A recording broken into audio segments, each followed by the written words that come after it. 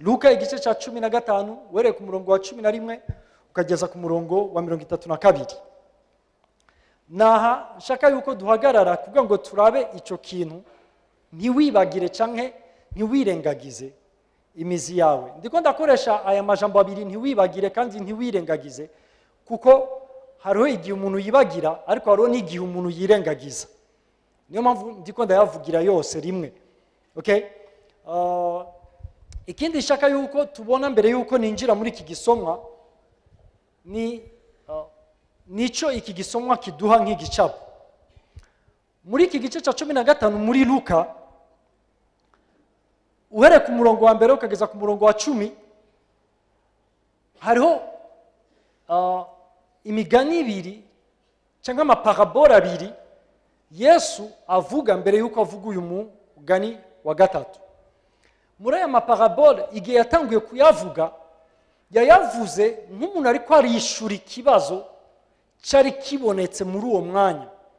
Yesu yari yicaranye n'abantu muri kiriya gihe bitwaga yuko ari abanyavyaha, abatoza kori, abantu bari bazwi yuko ari abantu atakubaha Imana, atagitinyiro c'Imana bafise mu buzima bwabo. Ntabwo ninjira mu mateka kugira ngo bigende gutyo, ariko nshaka yuko ubona ico gicapo gusa. Yesu yari yicaranye n'abantu bari considéré yuko ari abantu b'abanyavyaha, yuko ari abantu batubaha Imana, yuko ari abantu babi, abantu bo gushirwa ku ruhande. Hanyuma ari kumwe nabo, aganira nabo, asangira nabo, niho haje iki kibazo aho abagaragaraga muri ico gihe. Reka nkoresha iryo jambo abagaragaraga, ababonekaga nkaho ari abagororotsi, nkaho ari abantu batunganye, nkaho ari abantu basanzwe basenga, nkaho ari abantu basanzwe bubaha Imana. Muri ico gihe bamucisha mu iryisho, batangura kuvuga ngo kameme nawe da uyu muntu w'umukozi w'Imana gutya, uyu muntu abantu bose bubaha, uyu muntu abantu bose bemera, uyu muntu abantu bose ariko aravuga ngo niwe Mesiya, yicaranye n'abanyavyaha, ari hagati mu banyavyaha. Niho Yesu rero acyatangura kuvuga iyi migani mu kwishura ico kibazo kibonetse muri uwo mwanya. Ababwira umugani wa mbere ababwira ati hari umugabo yari afise intama 100. Muri izo ntama 100 imwe irazimira, acafata 99 muri izo ntama ziwe 99 azisiga ku gasozi, afata inzira aja kurondera ya ntama yiwe imwe yazimiye. Hanyuma ayironse araryoherwa, atumako inshuti n'abagenzi. Murakizi cha kiganiro, tumako inshuti n'abagenzi, atumako tashi inshuti n'abagenzi, weni abatayijera batumiko, atumako inshuti n'abagenzi baraza avuga ati nimuze dufatanye muri uyu munezero. Bararyoherwa kuko mu ntama 99 imwe yazimiye yari ifise agaciro kadasanzwe imbere yiwe, mu buryo yumvaga yuko adashobora kubunga na 99 mu gihe hariho iyindi imwe itari mu kibanza yari ikwiye kubamo. Uwo n'umunezero wiwe. Avuga n'uwundi mugani wa kabiri, avuga ngo hari umugore yarafise ibiceri 10. Kimwe muri ivyo biceri kiramutakarana. Uyu mugore afata imuri, afata amatorshe, afata amatara, amurika ahantu hose, ararondera icyo giceri, ntiyatubye umwanya yakimaze ko, ariko yarakirondeye umwanya yakironse. De toute façon nticyari igiceri cy'ibibi by'iwacu basi cya menshi nga mu Burundi ni cya 50. Nibaza yuko cyari igiceri kameme gituma umuntu yatsa amatara akarondera. Ayo kandi ndazi yuko ari abantu mutakaza ibiceri vya 50 ntimunamenye yuko mwabitakaje.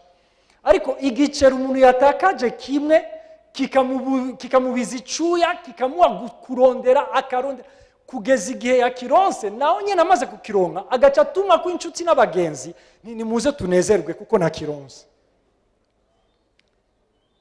akaryoherwa. Yesu abati sinumva uko ngene uyu muntu ibiceri 9 bitamuhagije kugira ngo atuwo mwanya wose kuri ico giceri kimwe cyari kiri important kuri we. Aca aravuga ngo uko rero niko biri ku Mana. Umviriza, Imana yaje kurondera iyo ntama yazimiye. Imana yaje kurondera ico giceri cyazimiye. Imana ntibumbwa na 99, Imana ntibumbwa n'9 biraho, na wawundi umengo naho yogenda atakibazo, we aramuvaloriza, we aramuha agaciro. Ikibazo si kindi nuko ari uwiwe, yaramuremye, aramukonsidera, amufitiye ivyumviro vyiza, amufitiye umugambi mwiza, amufitiye ivyizigiro vya kazoza. Sasa mbere yuko ninjira kuri verset 11, reka mvuge aka kantu nkrotira ngaha. Icyatumye Yesu aza mu isi cyari ico, ko ari kugira ngo akurondere. Reka ndakubwire, naho bovuga ngo life center yose bariko baraja mu ijuru kandi sans foyer sans permanence barinjirayo, ukaba ari wowe wengene uri ngaha, reka ndakubwire ngo ntabwo aryohererwa gusa na life center yose we utarimo. Icyamuzanye, icyatumye ashira ku ruhande ubwiza n'icubahiro ciwe, icyatumye ashira ku ruhande ubumana bwiwe, akemera kwambara ishusho y'umwana w'umuntu, akemera kuza hano mu isi ko kugira ngo akuronke wewe, kandi uburyo bumwe buhari kugira ngo akuronke, yaratanze ikiguzi cy'ubuzima bwiwe, yapfuye kugira ngo wewe ushobore kuronka ubugingo. Ariko rero ubugingo kuburonka ari uko wabwakiriye mu kumwizera. Yesu ashimwe cyane. Niyo mpamvu ntashaka kwinjira mu bindi ntaravuga iki kintu. Ukaba uri ngaha, nimba waje uno munsi cyangwa nimba unasanzwe uza muri life center,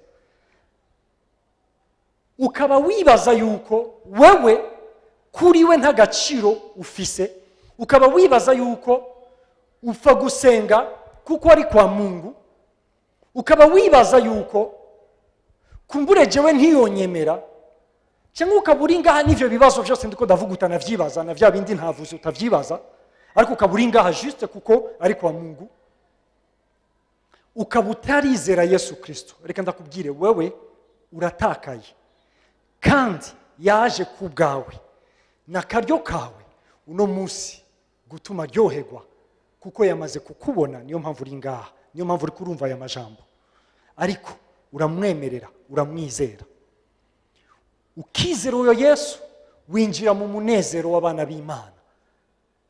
Ukizera Yesu, wewe ubukize urupfu rw'ibihe bidashira. Yesu ashimwe. Amen. Reka rero ninjira kuri uyu murongo wa 11 bandanye. Impamvu natangiye kuvuga ibi ndabikura mu nzira nuko namaze kubona yuko kenshi hari igihe mu gusoma iki gisomwa twibaza yuko ngaha Yesu ariko aravuga ukijijwe n'udakijijwe, ariko ngaha Yesu ntariko aravuga ukijijwe n'udakijijwe, ngaha Yesu ariko aravuga kubakijijwe. Kubera iki? Kuko ngaha Yesu atweretse umuvyeyi, atweretse n'abana, atweretse umuvyeyi atweretse n'abana muhira. Aba ni abana bafise umuvyeyi. Niyo mpamvu Yesu mu kuvuga iki gisomwa ntabwo yavuze ngo aja kurondera, kubera yuko uja kurondera ikintu cyatakaye. Ariko ngaha yewe ntariko aravuga kuvyerekeye kuja kurondera, kuko nta cyatakaye kirimo ngaha. Niyo mpamvu nashimiye kuvuga iki kintu mu buryo butandukanye n'ivyo bindi bibiri natanguriyeko. Aha ariko aravugana n'abantu deja bari mu muryango, n'abantu deja bari bafise umuvyeyi, abantu bamaze kwizera Yesu Kristo, abantu bagizwe abana deja mu muryango w'abana b'Imana. Nibo atangiye kwiyadresa ko uno munsi. Nicyo rero nshaka yuko tubonera kumwe. Navuze ni ijambo tuza kuganira, ni ijambo rivuga ngo niwibagire imizi yawe. Niwibagire imizi yawe. Reka ndakubwire, ubu sinzi abakora kuri RTNB niba dufise abakora kuri RTNB ngaha muri Life Center Ntavyonzi. Ariko kera muri RTNB batwerekaga isinema yitwa Racine. Kuntakite. Abayizi barayimenya. En fait, ni sinema itangurira muri Afrika igahereza muri Amerika. Ni sinema ivuga ubuzima bw'abirabura mu myaka y'igihumbi kimwe n'amajana 8. Igihe nibaza yuko ari n'amajana 7 gutyo. En fait, ni muri ya myaka ya kera. Igihe bazaga gufata abirabura babakura muri Afrika babajana kuba baja muri Amerika. Rero itanguriye muri Afrika mu gasagara gatoya hafi y'umugezi runaka mu myaka hafi y'igihumbi kimwe n'amajana 9 canke n'amajana 9 yamaze gukwira. Uwarariko arahakonta iyo histoire ntiyarariko arahakonta histoire isanzwe, yarariko aravuga imizi yiwe. Umunyamerika atigeze agera muri Amerika, atigeze yexperimenta ivyo basekuruza baciyemo, ariko azi amateka yabiwabo, akabazi aho sekuruza aho baje bava. Niyo mpamvu yaciye avuga iryozi, avuga iyo nkuru. Rero iyo filme bayikinye bahagaze ku gitabo cyanditswe n'abakomotse kuri uwo mugabo yitwa Kuntakite, cyitwa Racine, imizi. Okay? Impamvu mvuze ibi nibi, kubera yuko vyaragaragaye yuko iyo umuntu yibagiye imizi yiwe biroroha cyane kwishushanya n'ahari. Iyo umuntu yibagiye aho yaje ava biroroshe cyane kwiyibagira uwo ari we. Uwo mugabo yarinze apfa bamwita Tobi, we yiyita Kuntakite. Kubera inkoni nyinshi yemeye yuko yitwa Tobi, ariko mu mutima wiwe avuga ngo jewe nitwa Kuntakite, umwana wa naka naka wa naka naka wa naka. Yamaze gupfa, umukobwa wiwe yagiye kumva yiwe ahanagura izina Tobi, yandikako Kuntakite. Umwana wiwe abibwira ati wowe uri umwana wa naka naka wa naka naka wa naka, gutyo kugeza inzungane sinzi zingahe bose. Ofata reka ndababwira ilfo yuko turondera andi majambo mashasha dushira muri dictionnaire y'ikirundi. Okay? Ama generation angahe agenda kurikirana azi ndumwana wa naka naka wa naka naka wa naka naka wa naka kugeza kwa sekuruza wa Kuntakite muri kagasagara kiwabo.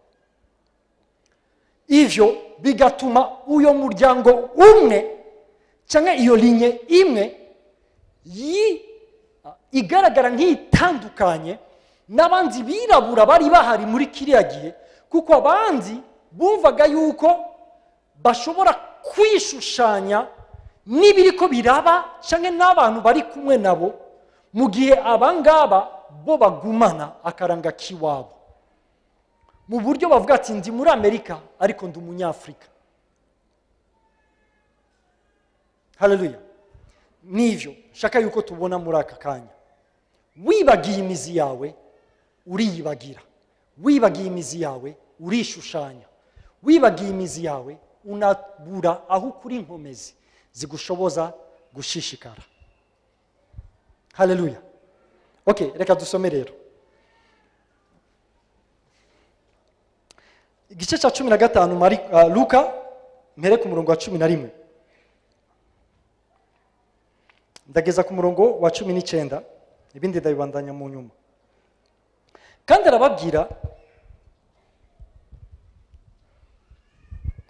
arababwira ati habaye umuntu yarafise abahungu babiri. Umuhererezi abwira se ati data mpa umugabane w'ibintu notwaye abagaburira itunga ryiwe. Iminsi mike ishize umuhererezi akoranya ibintu vyiwe vyose aragenda aja mu kindi gihugu cya kure. Ashitseyo yayisha ibintu vyiwe ubuhumbu. Abimaze vyose ikigoyi gikomeye gitera muri ico gihugu, atangura gufutana. Aragenda ashumba ku muntu wo muri ico gihugu, amurungika ku gasozi kiwe kuragira ingurube. Yifuza guhazwa n'ibishishwa ingurube zarya, ntihagira umunutsa. Yisubiyemo aribwira atabacangero ba data bangana kuriya kandi bahazwa n'ivyo kurya bakabisigaza, nanje jeho inzara iri kwiranyicira hano. Mve hasi nje kwa data mubwire nti data nacumuye kuyo mu ijuru no mu maso yawe, singikwiye kwitwa umwana wawe, fuma ungira umucangero wawe. Imana dufashe cyane. Okay, shaka yuko rero turabira hamwe iki kintu. Nanamaze kuvuga aba n'abana muhira bafise umuvyeyi wabo, kandi mu mico y'Abisirayeli umwana yashoboraga kuba independent igihe se atagihari. Aussi longtemps umuvyeyi wiwe agihari, umwana yagumaga ari dependent ku muvyeyi wiwe. Ntabwo vyakundaga yuko umwana yumva yuko hari ibintu vyiwe afise umuvyeyi wiwe agihari. Mu yindi mvugo ivyiwe vyabaga ari ivy'umuvyeyi, ariko kandi ntaco vyanahinduraga kubera yuko ivy'umuvyeyi vyabaga ari ivy'umwana naho nyene. Tuko turabibona rero umwana yabagaho ari dependent ku muvyeyi wiwe, ariko kandi azi yuko ivy'umuvyeyi ari ivyiwe. Ariko kandi iki kintu nshaka yuko mucumva, naho ivy'umuvyeyi ari ivyiwe, uyu mwana aracari dependent ku muvyeyi wiwe. Mu yindi mvugo ubushobozi bumuhesha kuganza ubutunzi bwa se ni dependance kuri se. Ibimuhesha uburenganzira bwo gutegeka bigakoreka mu nzu ya se ni dependance y'uyu mwana kwa se. En dehors ya dependance kwa se, uyu mwana nta bushobozi afise. Agerageje kuba umwendependa, agerageje gukora ibintu uko wavyumva, agerageje kubaho ubuzima butandukanye cyangwa ubuzima bwirebera ku muvyeyi wiwe, abatakaje autorité mu rugo kwa se. Ntibisobanura yuko atari umwana kwa se, ariko yatakaje autorité afise mu rugo kwa se, kuko ikimuhesha ubushobozi ni ya couverture y'umuvyeyi wiwe. Turimo kuvyumva ibi bintu, ariko shaka yuko mubona iki kintu. Aho uyu muntu afise vyose ari sous couverture y'umuvyeyi wiwe, aho atakintu na kimwe yimiriwe, aho ico ategetse gikoreka, aho abantu bose bamwumvira nk'uko bumvira umuvyeyi wiwe, aho ico akeneye cyose akironkera mu gihe cyaco. Uyu mwana ageze ahantu abwiye umuvyeyi we ati umviriza, jewe nshaka kubaho ubuzima bwanje uko ndabwumva, nshaka kubaho uko nshaka, nshaka gukora ibintu uko jewe ngomba. Sinkikeneye couverture yawe, ndakeneye kubaho uburyo jewe ndavyiyumvira. Mwibuke ivyo afise vyose ni vy'umuvyeyi, kandi nta n'uburenganzira yari afise bwo gutegeka umuvyeyi wiwe kumuha umugabane wiwe, kuko ntacyo yari abuze ari mu nzu kwa se. Ariko kandi umuvyeyi mwiza areka umwana yigeragereze. Noke ushaka kuba umwendepanda, ushaka kubaho uko uvyumva, ushaka kubaho uko ukora, gukora ibintu uko ushaka, ni nta kibazo. Ndaguhaye uburenganzira. Urafise uburenganzira bwo gukora ibintu uko ubishaka, urafise uburenganzira bwo kuja aho ushaka, urafise uburenganzira bwo kubaho ubuzima ubushaka. Ariko hari ikintu uzobutakaje, ni couverture yanje. Imana dufashe cyane. Icyo uzobutakaje urondeye independance kuri jewe, uzobutakaje couverture yanje. Munyemerere ndabwira iki kintu mwikuremwo ibi vyumviro vy'ama independance yo muri ibi bihugu vyacu. Siko nimubone icyo ndiko ndavuga ngaha nka dependance na independance mu buryo bwa independance y'abarundi ku babirigi. Sivyo ndiko ndavuga ngaha. Siko ndiko ndavuga umuntu akubeshejeho a 100%, ubuzima bwawe bwose bugizwe nawe, ariko ukumva yuko ushobora gukora ibintu uko bigomba. Kubera iki? Kuko uburyo Imana yaturemanye ubuhinga bukomeye. Imana yaduhaye ingabire zitandukanye mu buzima bwacu. Hariho abantu b'abakerebutsi bazi gukora ibintu neza kandi bikaroranirwa mu buzima bwabo. Hariho abantu bazi gucengacenga ubuzima kandi bagashika ku cyo bashaka gushikako. Hariho abantu bazi kurondera kandi iyo barondeye ntibabura. Reka ndakubwire, no muri iki gikorane grande partie y'ibizoba biriko biravugwa izo bihagaze kuri ivyo, kugira ngo ico kintu kiri muri wowe gishobore kuduga gikore uko niko Imana yaturemye. Aho umuntu ashobora gukoresha ingabire ziwe, ashobora gukoresha amatara yiwe, ashobora gukoresha ubwenge bwiwe, ashobora gukoresha ubuhinga yize mu ishuri, ashobora gukoresha amayeri yakuye hirya no hino mu isi bivanye n'amasituation cyangwa circonstance atandukanye yaciyemo. Umuntu akaba azi ukungene ivyo vyose abishira hamwe bikamushikana ku buzima bugaragara mu maso y'abantu yuko ari ubuzima bwiza. Ariko reka ndakubwire, ivyo vyose Imana yashize mu buzima bwacu yabikoze mu buryo ubuzima bwacu budepanda nayo a 100%. Udashaka kudepanda n'Imana, Imana ntigufata kukanigo.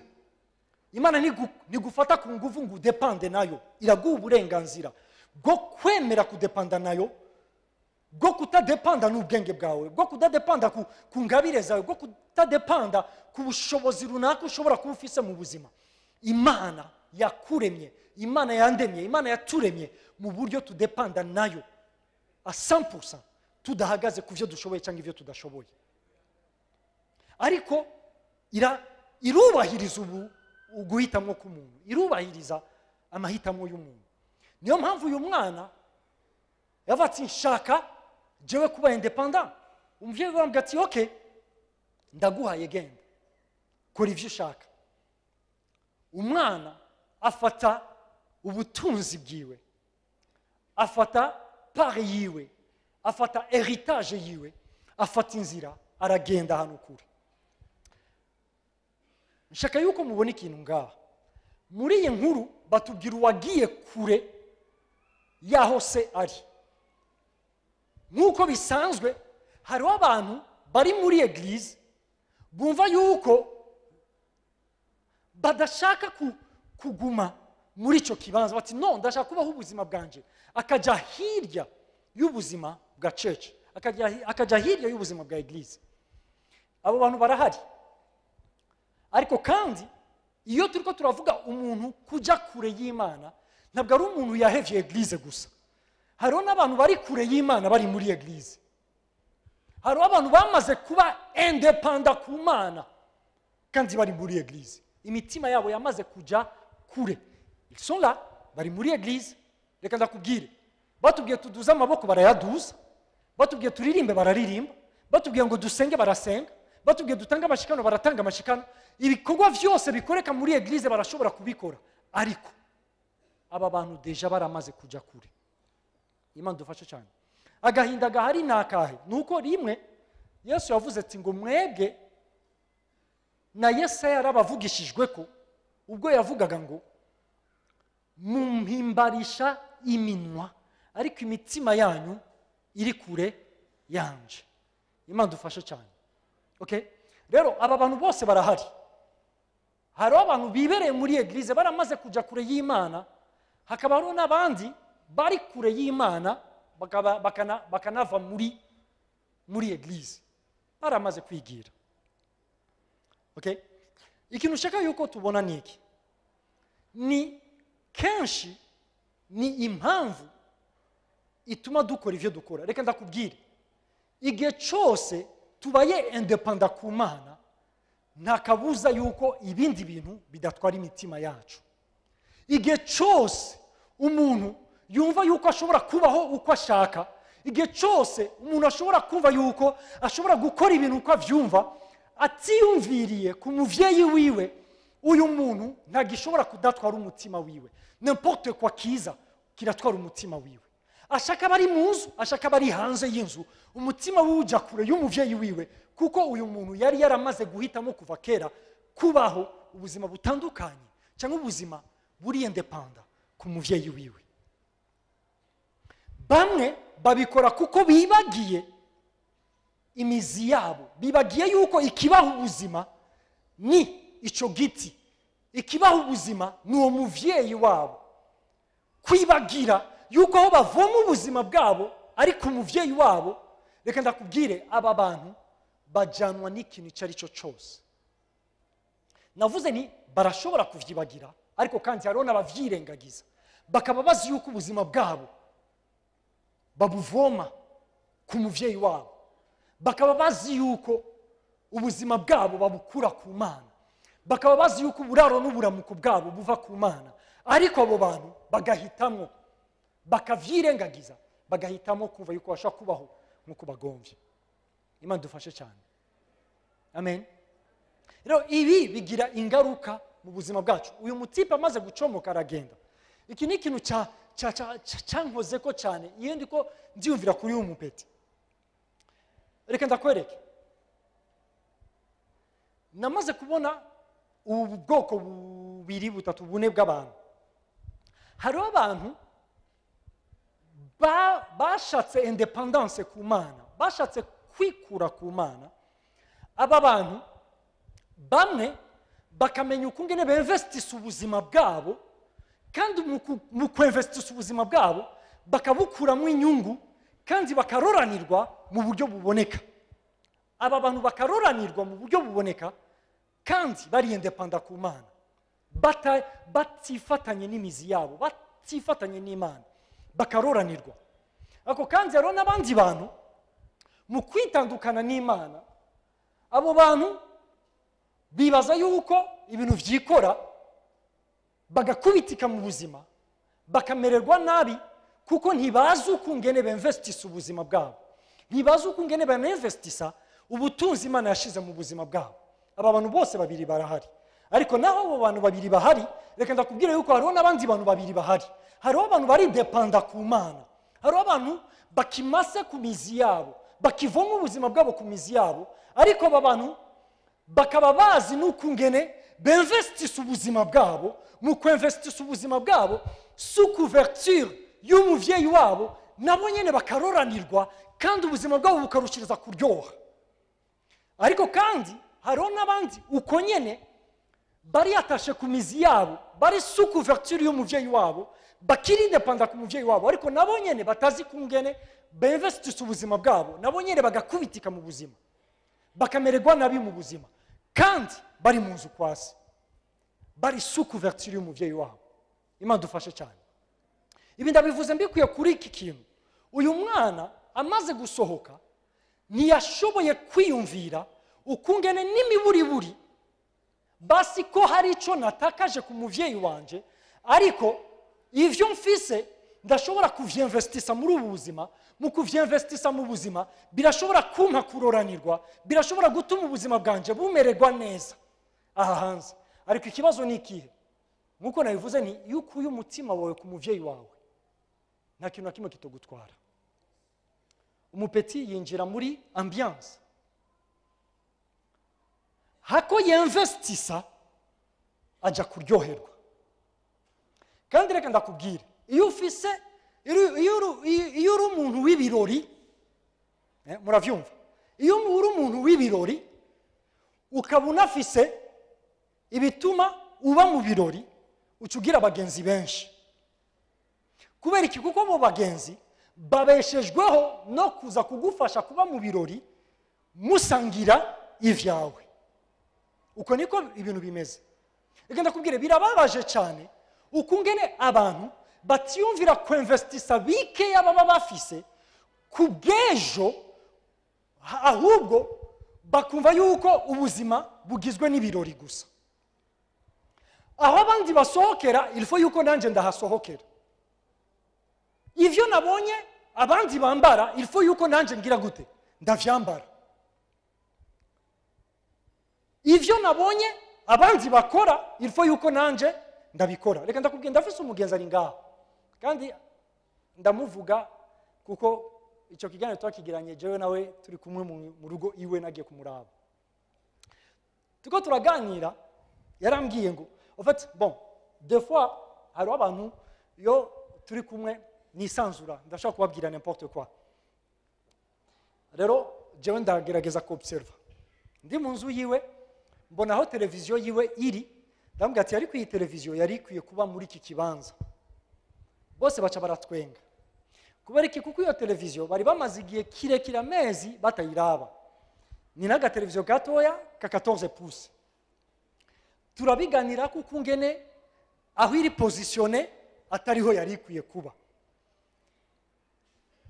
turinjira mu biganiro avati rero tumaze n'igihe tutanakaraba rero nta mpamvu yo kukadeplace okay avati ariko nari niyumviriye kugura yindi nini ni okay none bimeze gute ni oya amafaranga naronse yo kugura iyo nini nanse kuyagura iyo nini kuko navuga nti ninagura iyo nini nzoraba televiziyo ariko nzoba ataburyo nsigaranye abati rero icyo naciye nkora ni giki naciye mfata ayo mafaranga yo kugura televiziyo ndayinvestisa mu bindi bintu kugira ngo igihe nzoba mfise amafaranga ahagije nzogura televiziyo ndaba ariko kandi mfise n'amafaranga abandanya akora ibindi bikorwa nuko murabona icyo kintu ofete uku niko abantu tumeze hariho abantu mu murabizi na yangu uri vati ngo umukobwa ahitamo umuhungu afise televiziyo akanka umuhungu afise vision uyu mukobwa azoza ubuzima bwiwe araba umuhungu wa vision muri televiziyo y'umugabo wiwe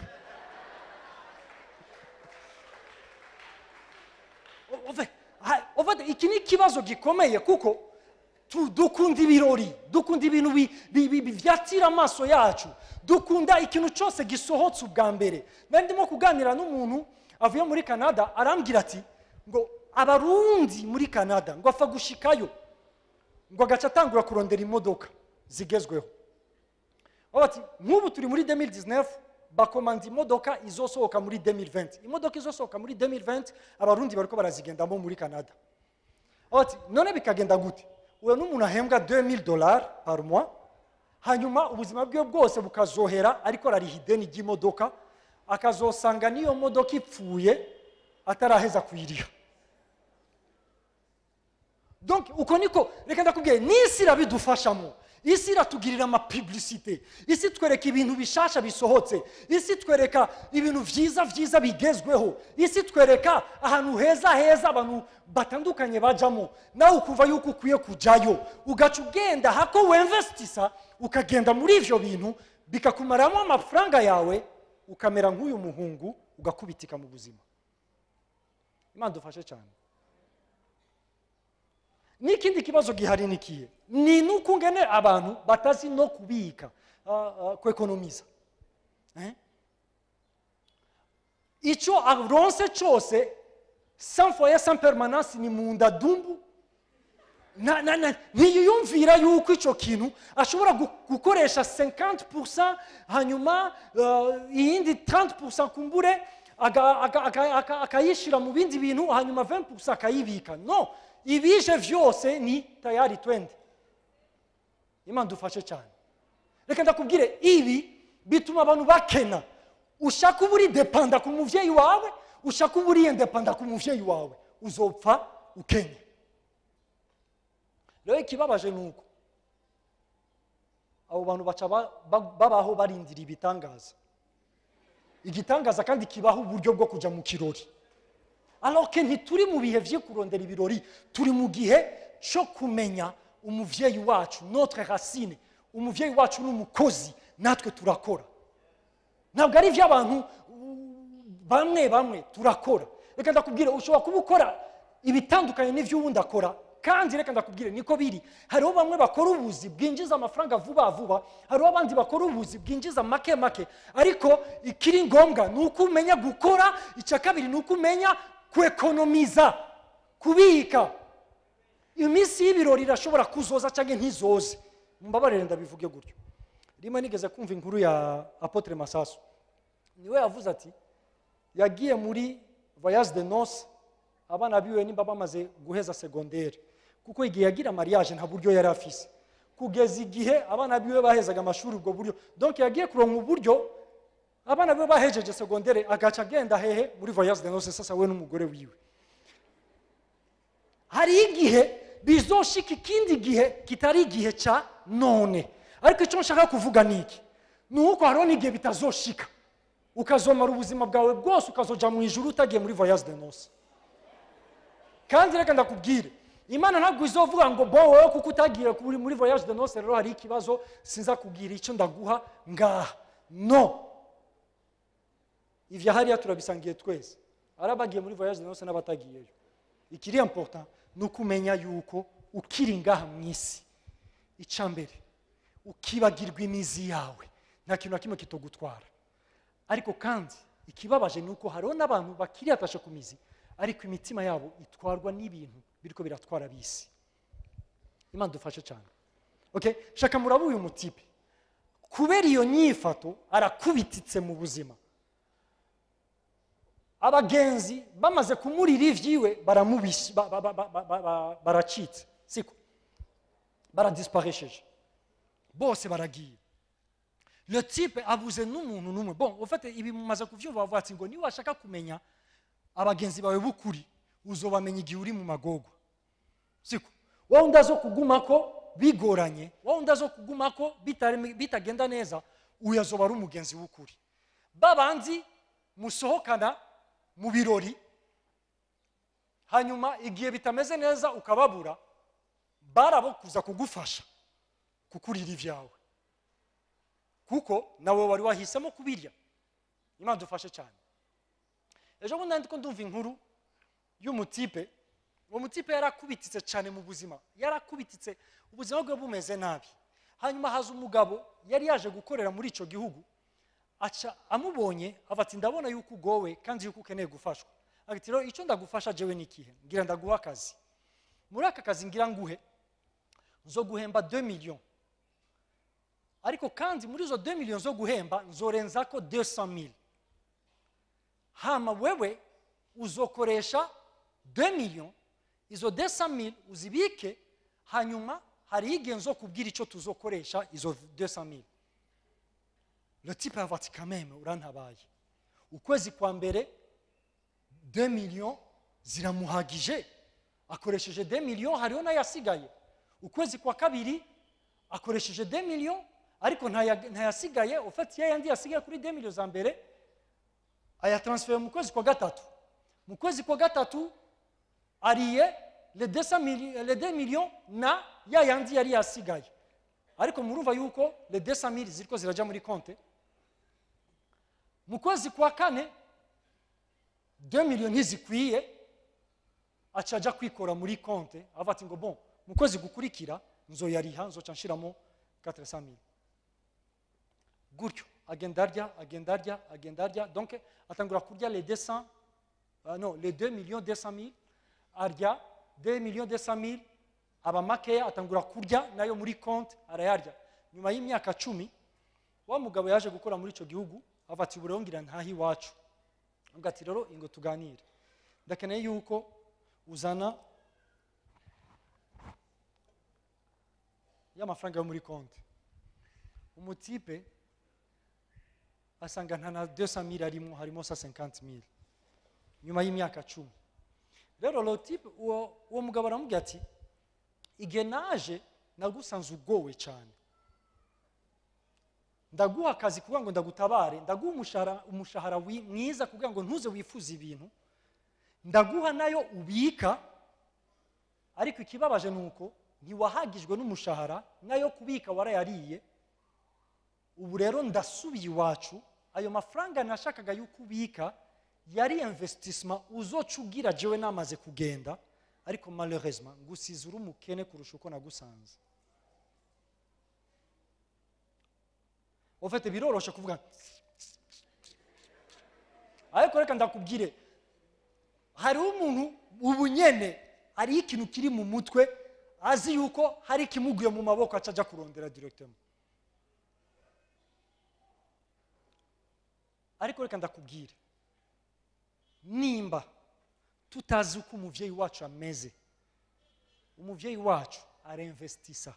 Reka ndakubwire, n'ingabire n'ubutunzi nawe we kuba ukiri muzima ni investissement yiwe, n'ubuzima bwawe uno munsi ni investissement yiwe, kuko arakwiteze ko inyungu kuri we.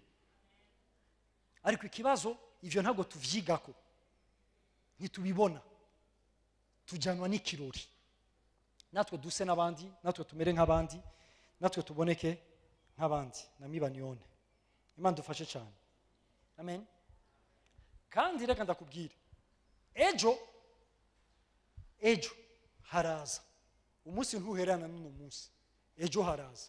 Rero utari prepare ku bw'ejo, ejo uzoba uri kurarira wicuza ivyo wari ufise ejo hahise, ukaba warabikoresheje nabi.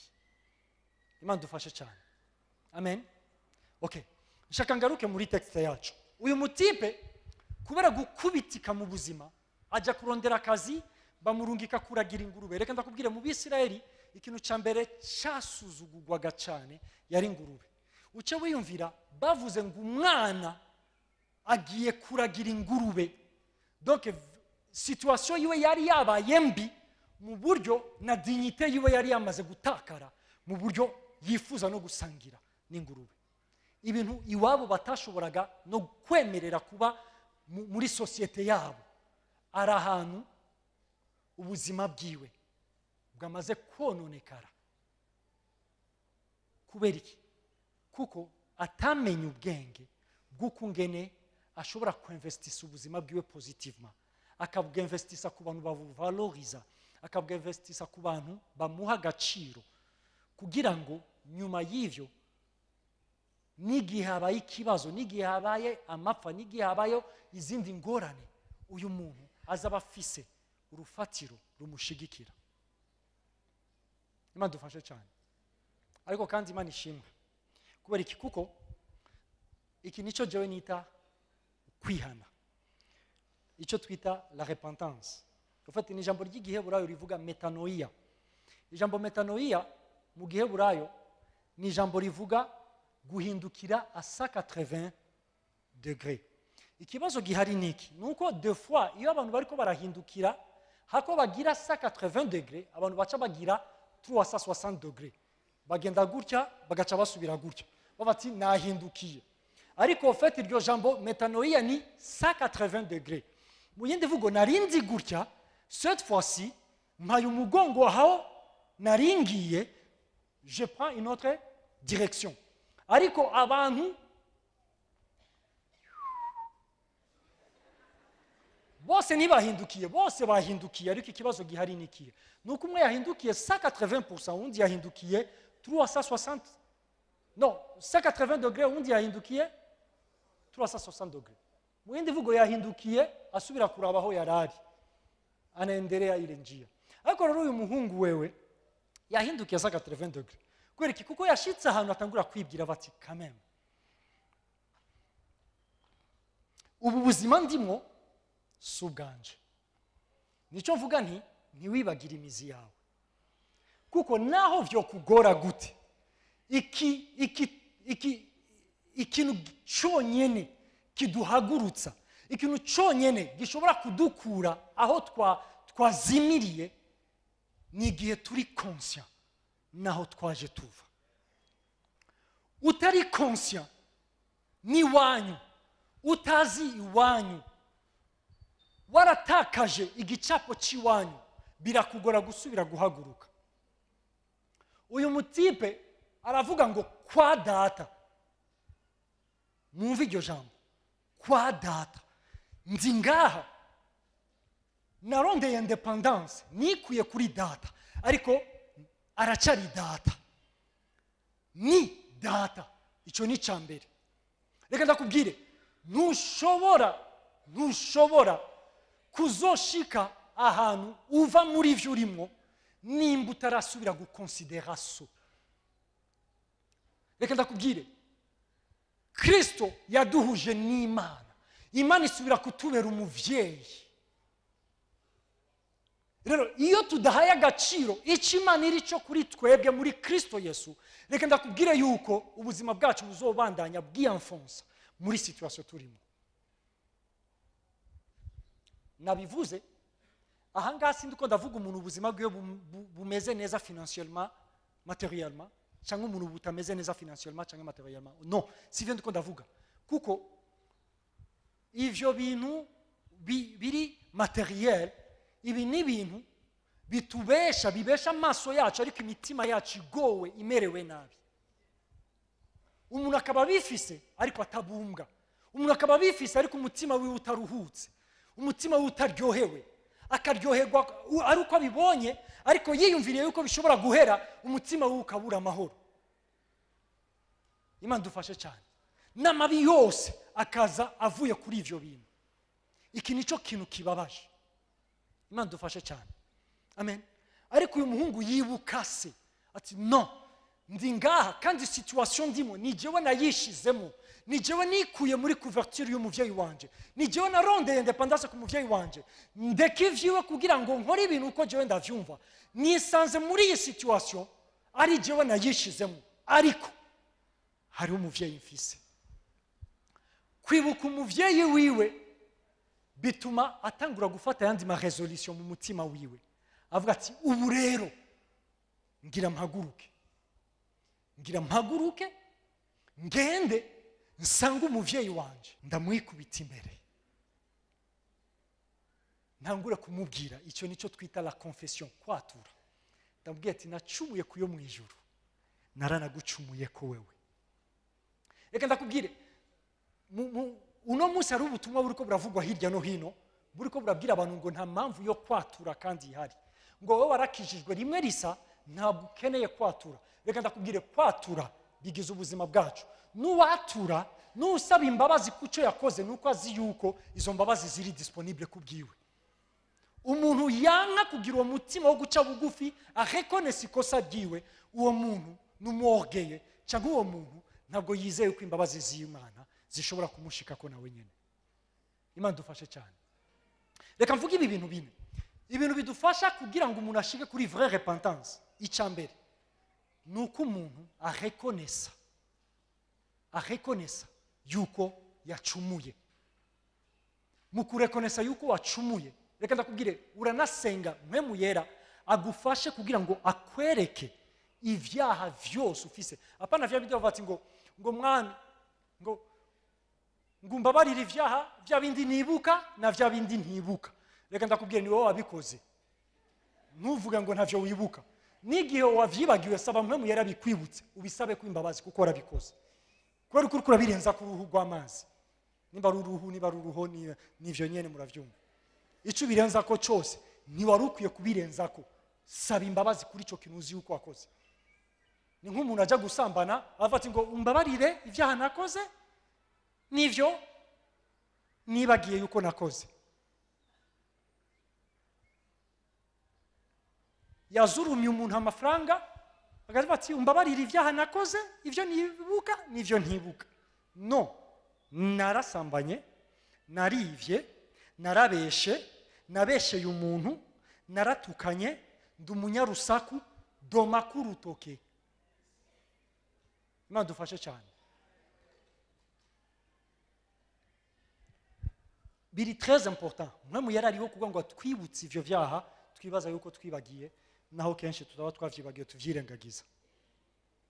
Imana dufashe cyane. Amen. Hama uvyature, ubivuge kimwe cyose ukibwira Imana. Ariko kandi n'igihe ari ngombwa yuko urepara. ku mugenzi wawe uzi yuko wagiriye nabi bikore, kuko nta kwihana iyo utari kurarepara kuri mwene waso wundi.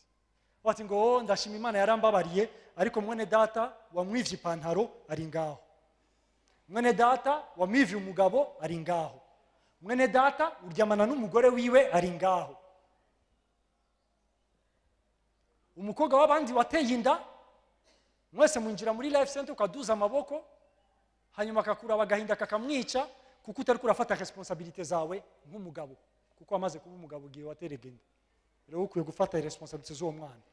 Woga bati ngo no ngo Imana yarambabariye, repara, tunganya ivyo bintu, kuko ubuzima bw'undi buriko burononekara kuko udashaka kugushira mu rutonde ivyo wononye.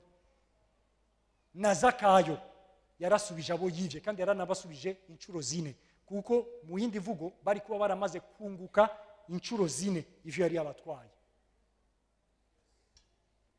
Repare. Hama igihe uzi yuko wasavye rero imbabazi neza, unakira imbabazi z'Imana, uzakire, kuko Imana iratubabarira igihe turi sincere tuje imbere yayo. Amen.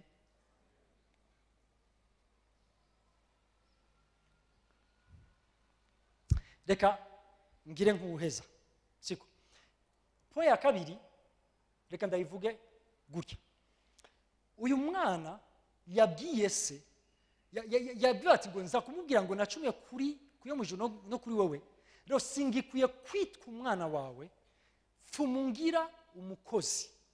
Ufate mu mutwe w'umwana, nyuma yo kuraba amabi yakoreye umuvyeyi wiwe, nyuma yo kuraba inyifato mbi yagize imbere y'umuvyeyi wiwe, atangura kwikonsidera nk'umukozi, abona yuko atagifise valeur mu nzu kwa se.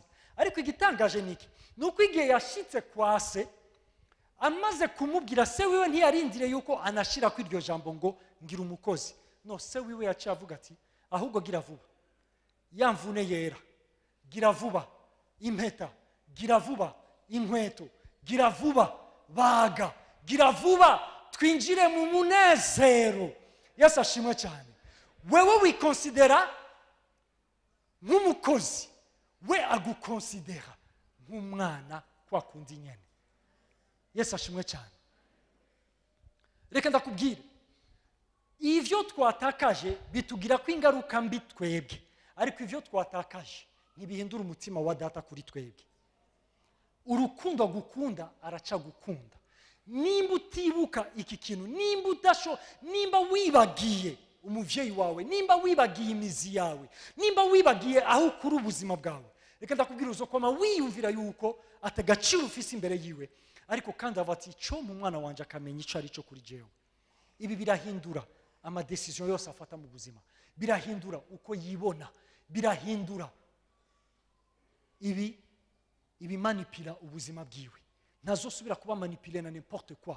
Uyu muntu azobaho azicarico kuko yamenye aho avoma ubuzima ni kuri jewe, ni jewe mizi yiwe. Yesu ashimwe cyane. Umunezero bumunezero, ufate igihe umwe yiculpabilizaga umuvyeyi wewe akamutsindanishiriza, igihe yari yatakaje autorité, umuvyeyi wiwe akamusubiza l'autorité, akamuha kandi impeta, kuko wagarutse sous couverture yanje, urashobora kandi gutegeka ukumvirwa. Urafise kandi uburenganzira muri muvyi wanje. Ntabwo ndiko ndakurihisha ivyo watakaje, ahubwo icyo nshaka nuko umenya yuko ukwiye kubaho uva mu buzima bwawe kuri jewe. Yesu ashimwe cyane. Hama ndarangije mvuga rero kuri uyu umwana w'icyangazi wa kabiri. Umwana w'icyangazi wa kabiri ni imfura. Uyu mutipe we yagumanye na se.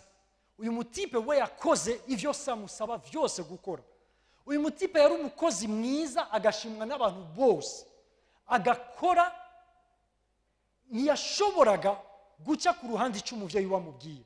Ariko ikibazo gihari niki, nuko igihe yumvise ibyabaye agashavura umuvyeyi we akamubwira ati s'il te plaît ntabwo wari ukwiye gushavura ni ton frère ngo ya oya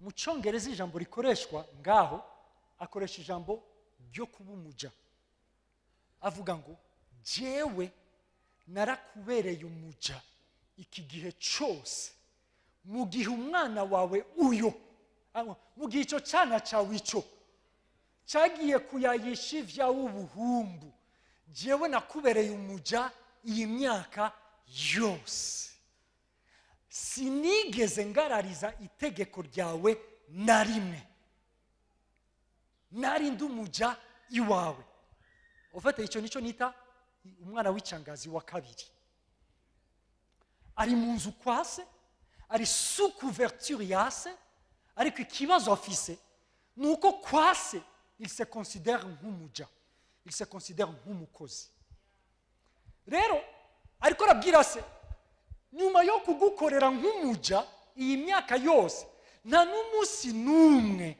wigeze uma n'agahene ngo nsangire n'abagenzi banje juste imagine toi umuvyeyi azi yuko ivyo mfise ni ivy'umwana wanje kandi igihe cyose ashatse kunezerwa arashobora kunezerwa ariko umwana nawe agakora akabira icuya agataha yakubititse yiteze yuko rimwe sazomuha agahene ajya gusangira n'abagenzi biwe umwana atakariye hehe mu nzu kwa se umwana yibagiye imizi yiwe umwana yibagiye aho avoma ubuzima reka ndakubwira iki nicyo kibabaje yuko hariho n'abantu bari muri eglise bakora ibikorwa byinshi bitandukanye muri eglise basenga cyane muri eglise batanga amashikanwa menshi muri eglise bakora ivyo basabwa gukora muri eglise atakintu na kimwe badakora cyasabwe yuko bakora ariko bakabikoreshwa no kugira ngo bemerwe bakabikoreshwa no kugira ngo bahabwe icubahiro bakabikoreshwa no kugira ngo bagire inyungu runaka baronka mu byo bariko barakora nigeze rimo kuba ndiko ndavugana n'abantu kuri iki kintu ndavani s'il vous plaît dutahuye yuko turi abana b'Imana ntidukoreshwa no kugira ngo turonke inyungu ziva ku Mana bavati ngo yangu urazi ngo ijambo ry'Imana riravuga ngo yuko hariho n'ibitsibo mu ijuru ntego hariho ibitsibo mu ijuru ariko rero igitangaje nuko ivyo bitsibo bitabikiwe abakora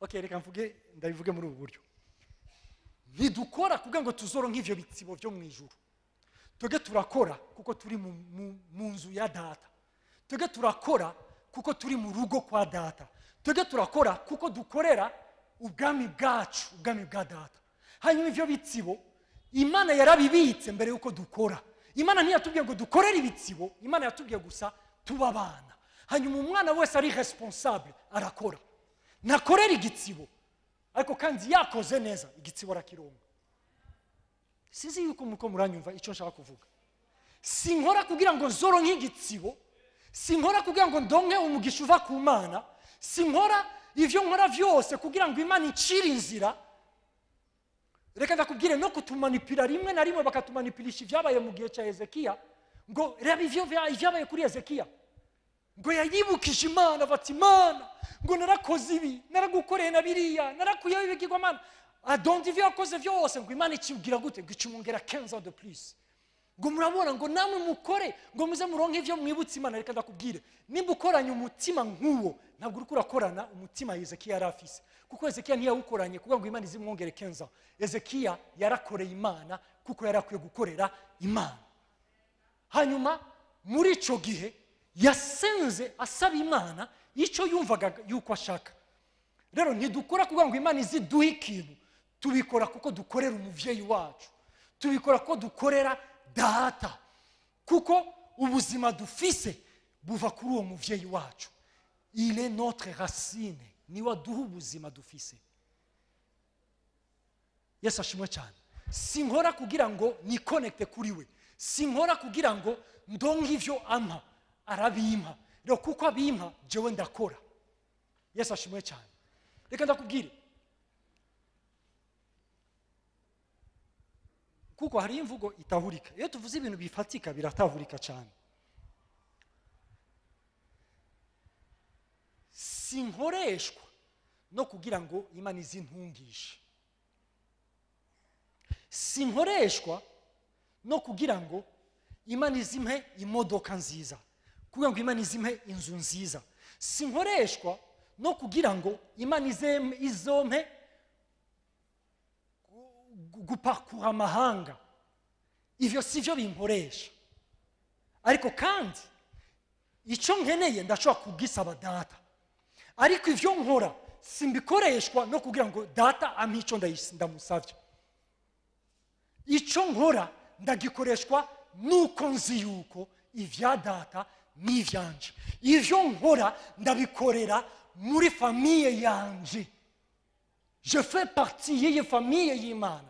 Rero mbikoreshwa n'umutima w'icyo nzi yuko nzico. Ndabikoreshwa no kumenya yuko ubuzima bwanje buri connecte ku mizi yanje.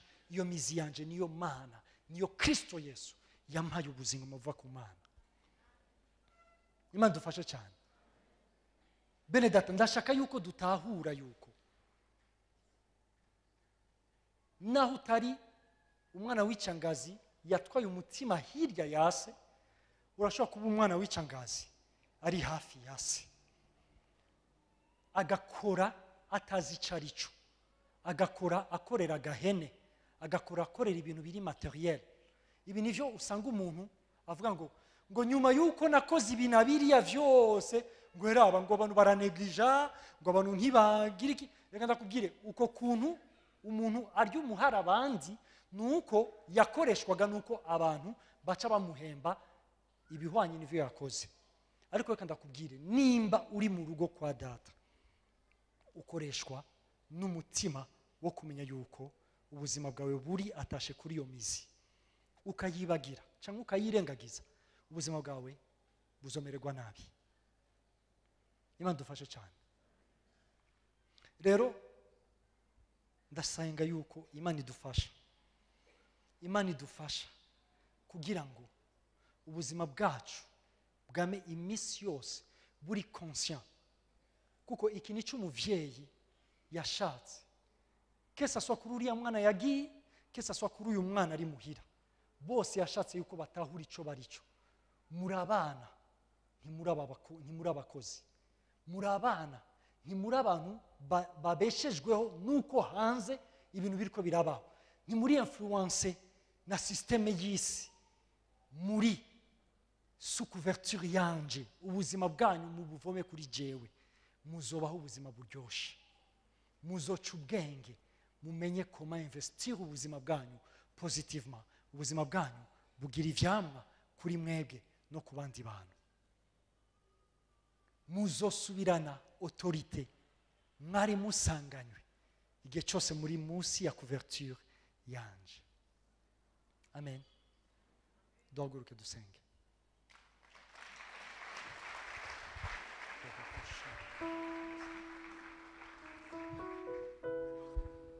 Hallelujah.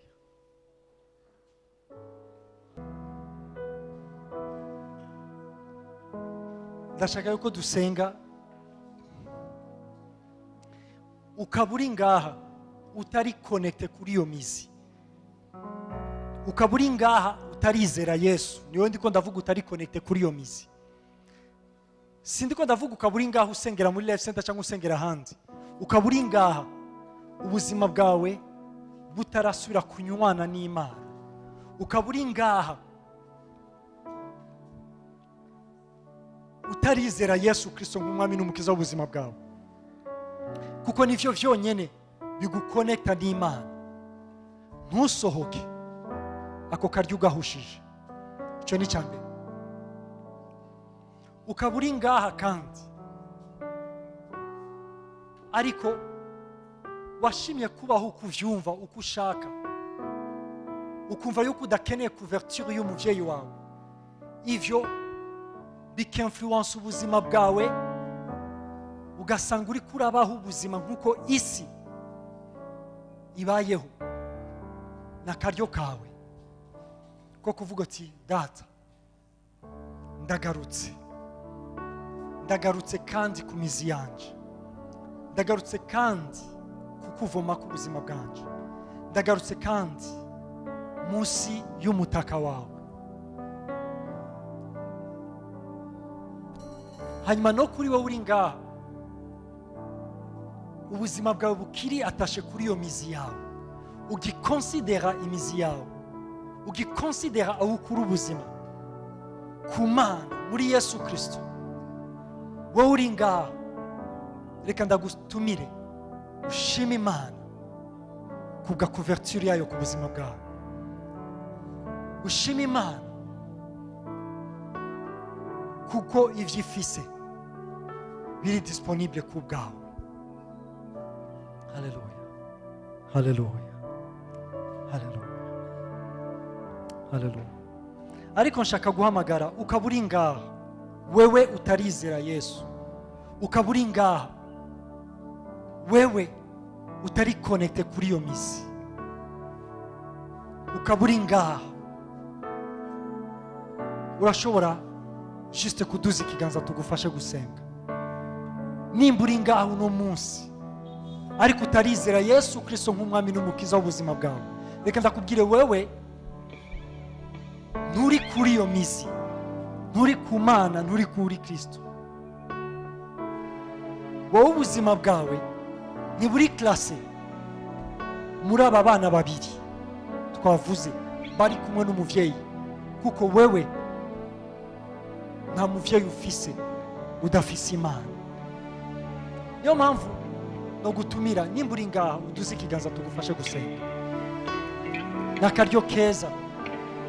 n'akaryo keza ko kugira ngo uno munsi na wewe ushobore kwikonekta n'umuvyeyi, ushobore kuza uje mu mizi itanga ubuzima, iguha ubugingo budashira, kuko uri mu batakaye kandi yazanywe no kugira ngo akuronke, agucungura, agukize. uwo niwo munezero wiwe. wowe uri ngaha tugufashe gusenga, wowe uri ngaha muri kino gitondo tuguherekeze muri aya masengesho. Haleluya, haleluya. reka ntumire wundi wese atangure gusenga. urashobora gusenga wowe urazi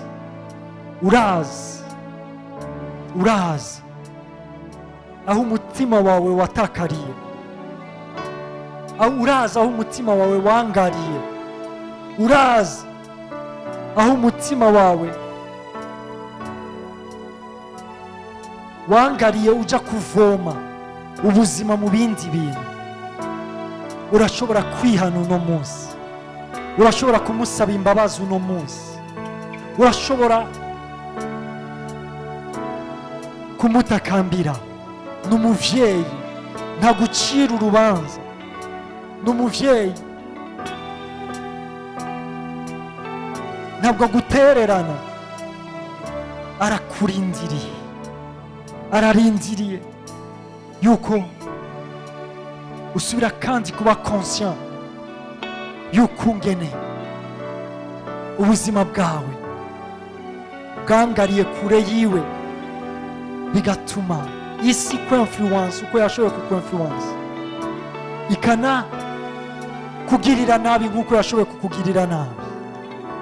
ariko kandi n'umuvyeyi wawe arashaka kurestora ubuzima bwawe, arashaka kurestora ivyononekaye mu buzima bwawe, arashaka kandi kugusubiza iteka wiyambuye wowe wenyine.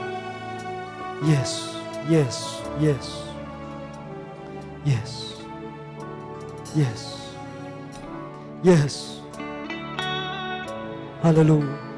Mwami ndagushima wowe muvyeyi, mwami ndagushima wowe muvyeyi wacu, wowe dukomokako, wewe tuvoma ku buzima bwacu, wowe tuvoma kwa karanga kacu, wowe tuvoma kwa mavalere yacu, wowe tuvoma ku bwenge buzima.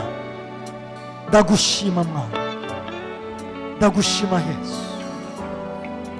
Niyo mpamvu muri uno mwanya nkweretse ishengero ryawe Mwana, umuntu wese muri kino kibanza.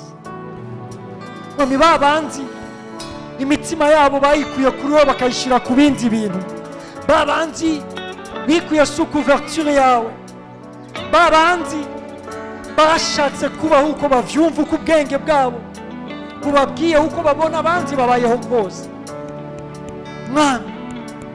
Ariko kandi ivyo bikaba bidashobora gukiza, gusatisfeza, kuruhura umutima w'umuntu, ahubwo ubuzima bw'umuntu burushiriza kumererwa nabi, ahubwo ubuzima bw'umuntu burushiriza kwononekara, aho umuntu Mwami atakaza na dignité yiwe. Ndasengera uwo muntu ari muri kino kibanza, umushoboze guca bugufi no kumenya yuko atabuzima nyabwo. Umuntu ari independent kuri wowe Mwana. Ndasengeye abana bawe kugira ngo umwe wese urushirize kumuhishurira icurico n'urukundo rwawe kuri we. Wowe muvyeyi, wowe muvyeyi, wowe tutakurondezwa Mwami no kugira ngo tugire ico tugukuyeko, ahubwo tukurondera kuko ubuzima bwacu tubuvoma muri wowe. Wowe tutagukorera kugira ngo uduhe, ahubwo dukora kuko Mwami turabana mu rugo. Ndasengeye ishengero ryawe Mwami kugira ngo umuntu wese atahuke,